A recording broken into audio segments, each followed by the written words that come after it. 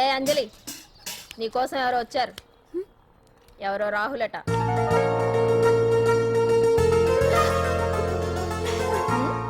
ఏ సుందరి, నేను మొక్కలకు నీళ్లు పోయమన్నాను కదా, ఇక్కడేం చేస్తున్నావు? నేను సుకుమార్కి చెప్పేశాను. ఇక్కడ జైలర్ నువ్వా నేనా? మీరే వెళ్ళు. వెళ్ళు. టిన్ టిన్ టిడిన్.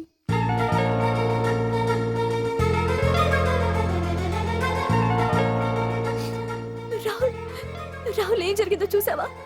నా మీద కుట్ర చేసి ఈ కేసులో నన్ను ఇరికించారు రాహుల్. నేనేంటో నీకు తెలుసుగా.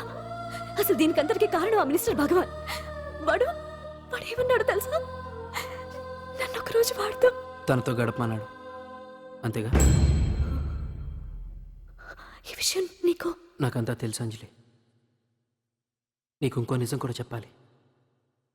వాళ్ళు నీ ఇంట్లో డ్రగ్స్ పెట్టడానికి హెల్ప్ చేసింది కూడా నేనే.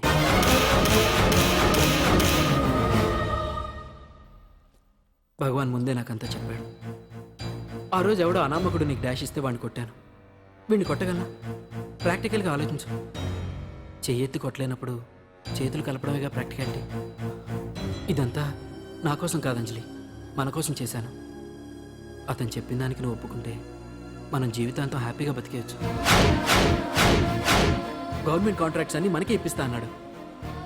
అంజలి, ఇంత జరిగినా నేను నిన్ను పెళ్లి చేసుకుంటాను. ఈ శీలం గీలం పాతిరొచ్చాం ఇవన్నీ ఒట్టి చెప్పుకోవడానికే. అంత ట్రాష్.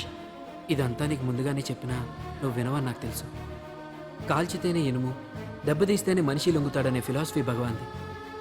అందుకే ఇదంతా. అంజలి, అంజలి, ఒక్కటి మాత్రం నిజం. ఈ కేసు నుంచి నిన్ను బయటపడేయడం భగవాన్ వల్ల తప్ప ఆ భగవంతుడి వల్ల కూడా కాదు.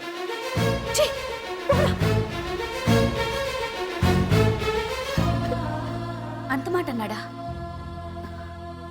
నువ్వేం బాధపడకంజలి.